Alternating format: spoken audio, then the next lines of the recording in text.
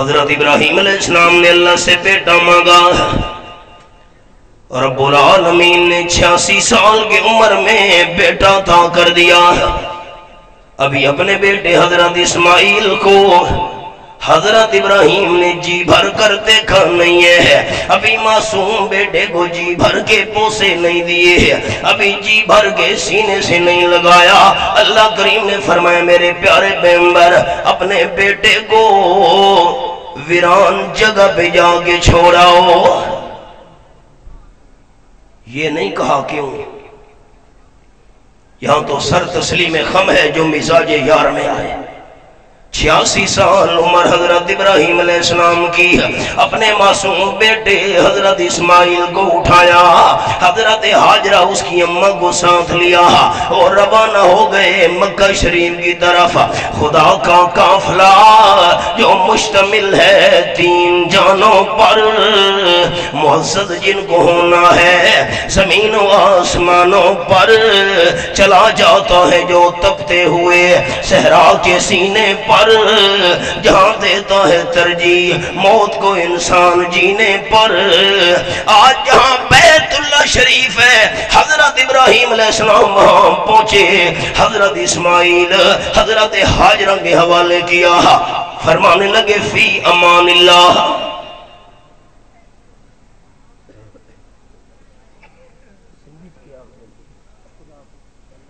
خدا حافظ نہیں، یہ تو فارسی ہے، سندھی میں کیا کہتے ہیں؟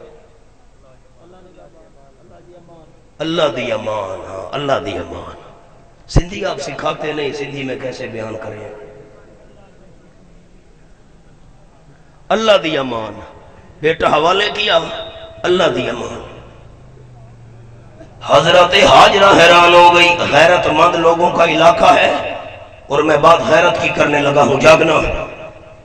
حضرت حاجرہ حیران ہو گئی، بیٹا حوالے کر دیا، اتنی ساری کھجوریں ہیں اور ایک پانی کا مشکیزہ ہے، فی امان اللہ، اللہ دی امان، میں جا رہا ہوں۔ حضرت حاجرہ حیران ہو گئی، حضرت ابراہیم علیہ السلام میں آپ کی عزت ہوں، لوگ اپنی عزت بچانے کے لیے جان قربان کر دیتے ہیں، میں آپ کی عزت ہوں، آپ مجھے اس ویران جگہ پہ چھوڑ کے جا رہے ہیں۔ اللہ کریم نے فرمایا میرے پیارے پیغمبر حضرت ابراہیم علیہ السلام بیوی سے بات کرنے کی بھی اجازت نہیں ہے، خاموشی سے جا رہے ہیں۔ بخاری شریف میں لفظ ہیں، آپ صلی اللہ علیہ وسلم فرماتے حضرت حاجرہ کہنے لگی اور میرے ساتھ بات نہیں کرتے ہو، صرف یہ تو مجھے بتا دو،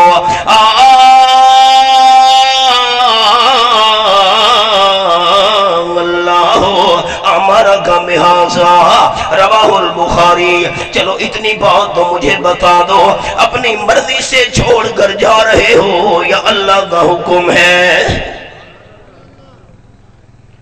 ایسے اشارہ کیا، نام اپنی مرضی سے چھوڑ کر نہیں جا رہا، اللہ کا حکم ہے۔ اچھا، قربان جاؤں حضرت حاجرہ کے ایمان پر، قربان جاؤں حضرت حاجرہ کے یقین پر۔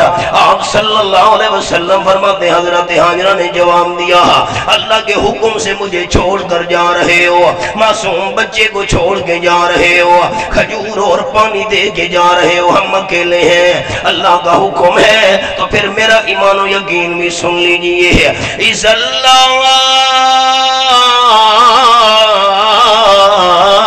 یُزَیِّعْنَا رواہ البخاری، پھر مجھے یقین ہے اللہ کریم ہمیں کبھی بھی ضائع نہیں ہونے دے گا۔ جاؤ۔ حضرت ابراہیم علیہ السلام تھوڑی دور آگے گئے، آج کل کوئی ایمان یقین ہے جو سبز جھنڈا سیاہ جھنڈا نظر آئے، خوبصورت قبر نظر آئے، عورتیں سجدہ شروع کر دیتی ہیں، یہ کوئی یقین ہے؟ جاؤ اللہ کے پیغمبر، اللہ کے حکم سے چھوڑ کر جا رہے ہو، مجھے یقین ہے اللہ ساڑی کڑ کڑائی نہ لگل دے سی۔ تھوڑی دور حضرت ابراہیم علیہ السلام گئے، عرض کرنے لگے اللہ اتنی اجازت تو دے دے اس طرف منہ کر کے تجھ سے دعا تو مانگ لوں۔ اللہ نے فرمایا اجازت ہے۔ حضرت ابراہیم علیہ السلام نے اسی طرف منہ کر لیا جدھر خانہ کعبہ شریف ہے اور اللہ کریم کے دربار میں دعا مانگی ہے۔ اللہ نے قرآن پاک میں وہ دعا نقل کی ہے، ربنا انی اسکنت من ذریتی بواد غیر ذی زرع عند بیتک المحرم، اے میرے پروردگار اپنے بیٹے حضرت اسماعیل کو چھوڑ کر جا رہا ہوں، اس کی نگرانی کے لیے حضرت حاجرہ کو چھوڑ کر جا رہا ہوں، ایسی جگہ چھوڑ کے جا رہا ہوں جہاں گھاس نہیں ہے، پانی نہیں ہے، ابھی تو زمزم کا چشمہ بھی نہیں نکلا تھا، گھاس نہیں، باغ نہیں، چمن نہیں، فروٹ نہیں، میوے نہیں ہے، کوئی آبادی نہیں ہے، تیرے بیت اللہ شریف کے قریب چھوڑ کر جا رہا ہوں، کیوں؟ ربنا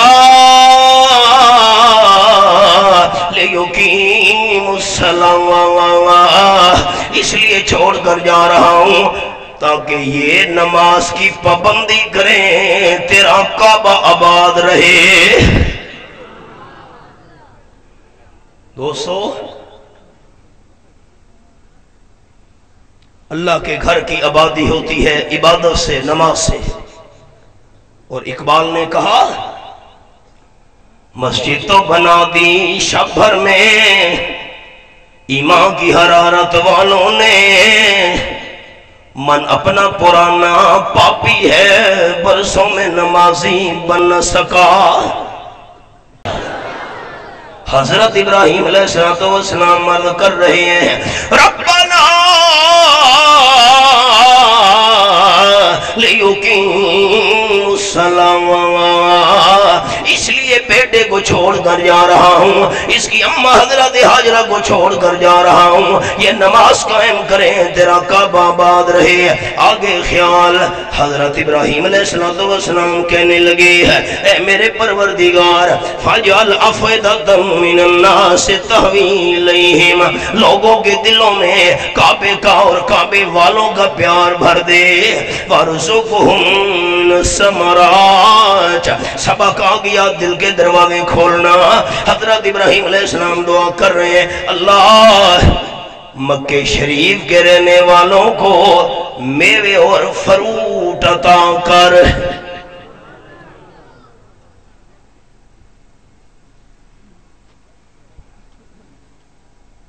خیال